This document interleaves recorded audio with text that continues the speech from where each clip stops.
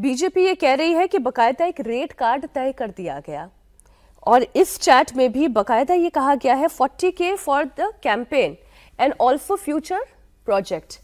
राजकुमार सिंह जी और साथ ही राकेश शुक्ला जी हमारे साथ स्टूडियो में ही मौजूद हैं। मैं एक वीडियो पर और दर्शकों के सामने रख देती हूँ। सोशल मीडिया इन्फ्लुएंसर ये कह रहे हैं वो बड़ा डेंजरस है। वो ये कह रहे हैं कि गलगोटिया यूनिवर्सिटी के मामले में उन्होंने वीडियो बनाया तो उन्हें कांग्रेस की पीआर टीम की ओर से ऑफर आया। अब गलगोटिया यूनिवर्सिटी पर कोई वीडियो क्यों नहीं बनाता? जरूर बनाता।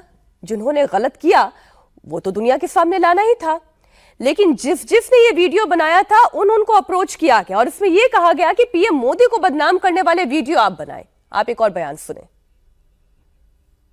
भाई हद ही हो गई। मैंने गलगोटिया यूनिवर्सिटी को क्रिटिसाइज करके आई समिट पे एक वीडियो क्या बना दिया। मुझे लिटरली ये मैसेज आया और इसके बाद कॉल भी आया है कि क्या आप हमारे लिए एक वीडियो बना सकते हो कांग्रेस पीआर टीम की तरफ से, जिसमें आप मोदी जी को क्रिटिसाइज करो कि मोदी जी ने एआई समिट में पैसा वेस्ट करा है और एआई समिट सिर्फ उनके पीआर के लिए रखा गया।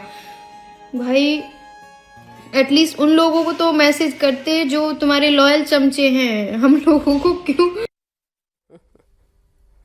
हॉरिबल है ये, हॉरिबल है ये, इतना हॉरिबल है राकेश जी कि 40,000 का ऑफर दिया जा रहा है, रेट कार्ड तय किया जा रहा है, ये कहा जा रहा है कि आप मोदी को बदनाम करो, आगे फ्यूचर प्रोजेक्ट भी आपको मिलेंगे। मुझे लगता है कि एक गलती के बाद लगातार कांग्रेस गलती पे गलती करती जा रही है।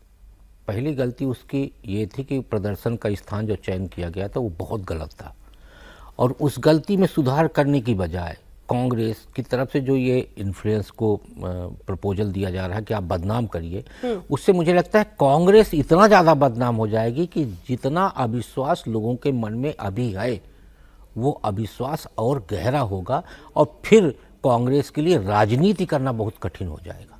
क्योंकि यदि जनता और राजनीतिक दल के बीच में जितना अविश्वास बढ़ता है उसमें फिर राजनीति करना कठिन हो जाता है। और कांग्रेस देश की सबसे पुरानी पार्टी है, कांग्रेस देश की राष्ट्रीय पार्टी है, लेकिन कांग्रेस में इतना मति भ्रम हो जाएगा इसकी संभावना नहीं। मति भ्रम की बात करें राकेश जी, देखिए सोशल मीडिया इन्फ्लुएंसर्स जो कह रहे हैं, बीजेपी जो कांग्रेस पार्टी पर आरोप लगा रही है, वो सब कुछ इंडिया टीवी आपको दिखा रहा है।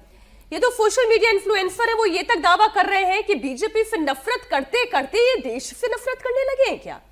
उनका कहना है कि एआई समिट को बदनाम करने के लिए उन्हें पैसों का ऑफर दिया गया था। लोग अब बीजेपी से नफरत करते करते देश से नफरत करने लगे हैं। दिल्ली में जो एआई समिट हुआ, सोशल मीडिया पर नेगेटिव पेड कैंपेन चला के इस इवेंट के खिलाफ बात की गई, लेकिन जब मैं खुद इस इवेंट में गया तो सोशल मीडिया पर जो दिखाया जा रहा था उससे बिल्कुल ही अलग चीज हो रही थी। इंटरनेट चल रहा था, यूपीआई कार्ड सब एक्सेप्ट हो रहे थे, डायरेक्ट मेट्रो से एंट्री थी, हर तरफ हाई सिक्योरिटी थी, दुनिया की सारी बड़ी एआई कंपनीज यहाँ पर थी, इंडिया की एआई कैपेबिलिटी यहाँ पर दिखाई जा रही थी। तब भी कुछ दिमाग से मासूम लोग देश के इतने बड़े इवेंट के खिलाफ बात कर रहे थे। अब राजकुमार जी इससे क्या कहा जाए? कांग्रेस क्या करना चाह रही है? देश को बदनाम करना चाह रही है, मोदी को बदनाम करना चाह रही है, खुद को बदनाम करना चाह रही है? कौन सी पॉलिटिक्स कांग्रेस पार्टी कर रही है? देखिए, मुझे लगता है कि इतना गंभीर मामला है सोशल मीडिया इन्फ्लुएंसर्स के खुलासे के बाद कि कांग्रेस को बिना विलंब किए सफाई देनी चाहिए, अपनी स्थिति स्पष्ट करे। कांग्रेस ने 3 बड़ी गलतियां की। जैसा अभी राकेश जी ने कहा कि आपने जो प्रोटेस्ट का जो वेन्यू चुना वो आपकी नेगेटिविटी को शो करता है। आपको बीजेपी के खिलाफ प्रोटेस्ट का राइट है, मोदी सरकार के खिलाफ प्रोटेस्ट का राइट है, लेकिन वो प्रोटेस्ट कहाँ हो, कैसे हो, कब हो, उसके लिए थोड़ी सोच और समझ की जरूरत पड़ती है। आप एक ग्लोबल समिट में इस तरह से सेमी न्यूड प्रोटेस्ट कर रहे हैं तो आप कहीं ना कहीं सरकार को बदनाम नहीं कर रहे, बीजेपी को क्वेश्चन नहीं कर रहे हैं आप। नहीं, वो तो कह रहे हैं हमारे शेर है।